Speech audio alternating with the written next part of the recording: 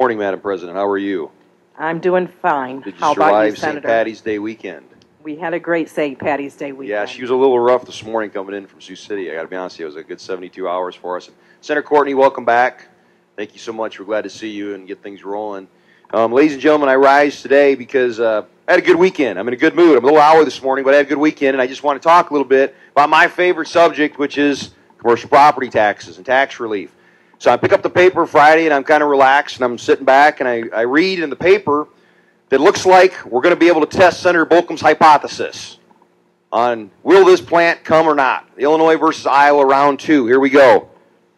So I was reading the paper, Project Coronas down in Mitchell County. Senator Wilhelm, Senator Reagan, I'm sure you're very excited about this.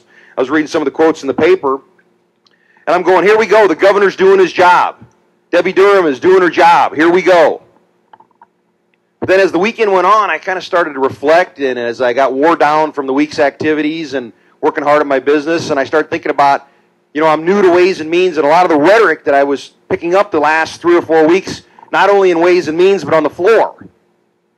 And I started thinking about the package that Director Durham and those are putting together, now this has been leaked, and to try to recruit this business because Illinois made it very clear that they feel that this is an opportunity to redeem themselves for the Orascom debacle. They're excited about this. So I sat there and I reflected and I started thinking about where are we at with economic development in the Iowa Senate. And as I sat in Ways and Means, I couldn't believe my ears when we started talking about all the tax credits that are out there, and we started talking about research tax credits, and all of a sudden I couldn't believe my friends on the other side started bad-mouthing John Deere about research tax credits. John Deere. Then we started going after Rockwell Collins on tax credits in Ways and Means. And I'm going, you got to be kidding me. Then we go to the floor, and I listen for 3 weeks about the worst deal in state history, Orascom.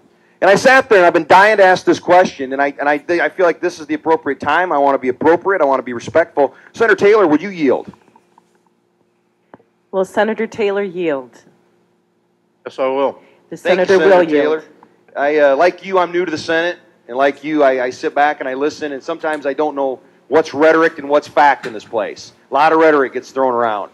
And I know as newly elected that you're close to your constituents, you've been on the doors, you've talked to them, and with 9.5% unemployment down there in Lee County and all this, once-in-a-lifetime opportunity that happened here with Orascom, I'm just curious, you've never weighed in on this. Do you feel like this was the worst state economic deal ever put out there? I'm just curious. Well, I'd like to correct you on that. I weighed in on this way before I was ever elected to this office.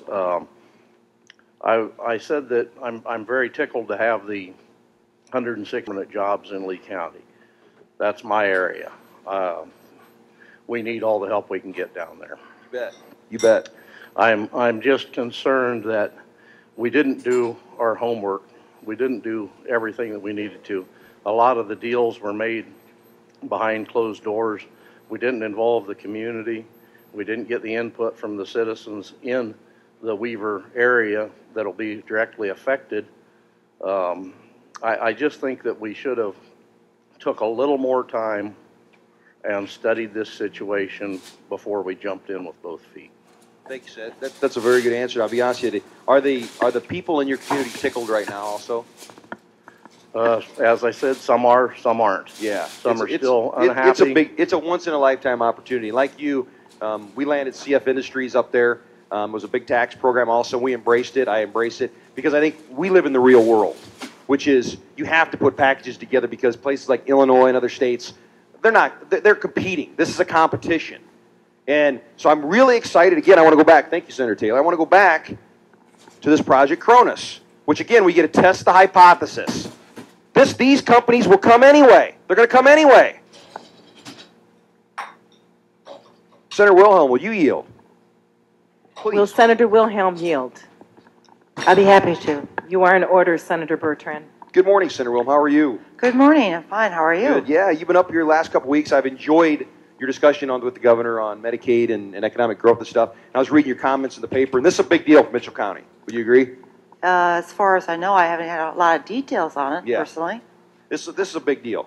So I just want to make sure, again, as we move forward in this process, we don't want to get in the way of economic development in the Iowa Senate. We don't want to get in the way of Director Durham. We don't want to get in the way of the governor. So I just want to make sure that I'm asking on the record, do you think that this company is going to come, this Project Cronus, are they going to land in Mitchell County with or without a tax package? To be honest with you, I don't know the details behind the discussions between the Sure. Mitchell County Economic Development person and this company. Sure. Yeah. Well, I got a strange feeling we all know that there's going to have to be a package put together, but thank you, Senator Willem. I just want to make sure that we're all on the same boat. We're going to test this hypothesis because the reality of it is that the question begs, why do we have tax credits in the state of Iowa? Why do we have tax credits? Because tax credits are nothing more than a Band-Aid for bad state tax policy. That's all they are. It's when you talk about commercial property tax, corporate income tax, personal income tax, it's a comprehensive plan. But I've learned in the Iowa Senate, we're not going to get that big sweeping change. And when we look at things like the commercial property tax program that's put on the place right now, which is a tax credit, because we're trying to compensate for bad state tax policy, again, it's not going to get done.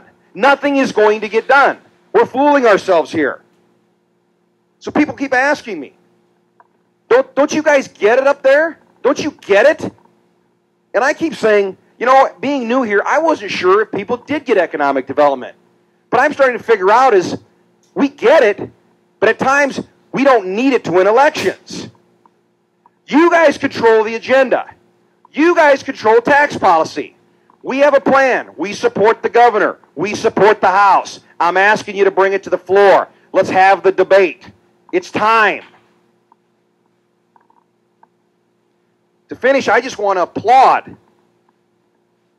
the governor and Director Durham for her work. And one last thing. Senator Bolcom, will you yield, please? Will Senator Bolcom yield? The senator will yield. You're in order, Senator Be Bertrand. happy to yield.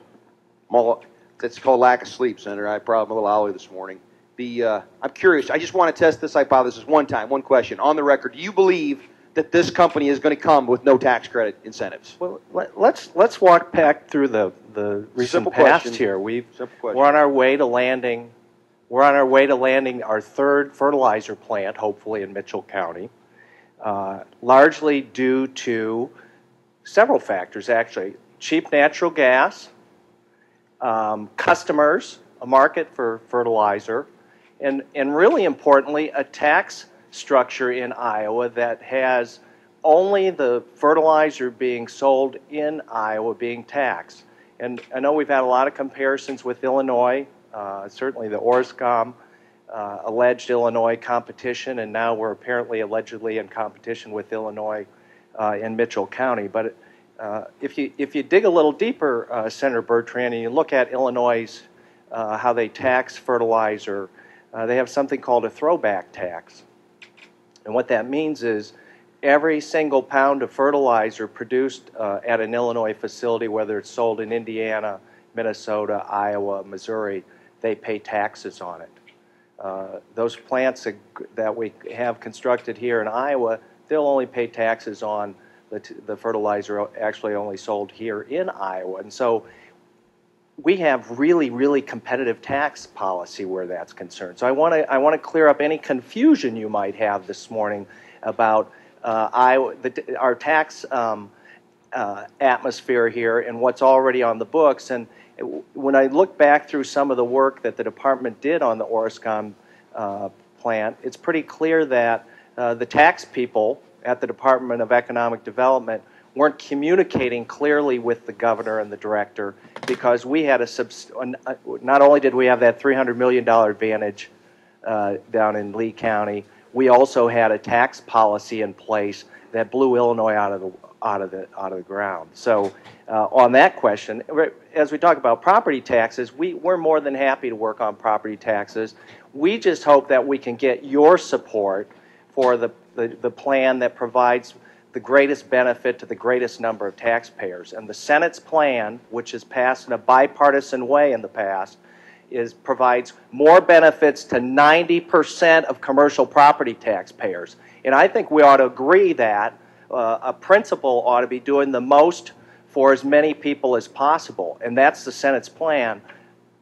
as scored by independent people around here. Don't take my word for it, okay? So we've got a plan. We're ready to bring it. We hope we can get some support for it. It does provide benefits to people that live here in Iowa on Main Street, not large out-of-state corporations. We disagree on that.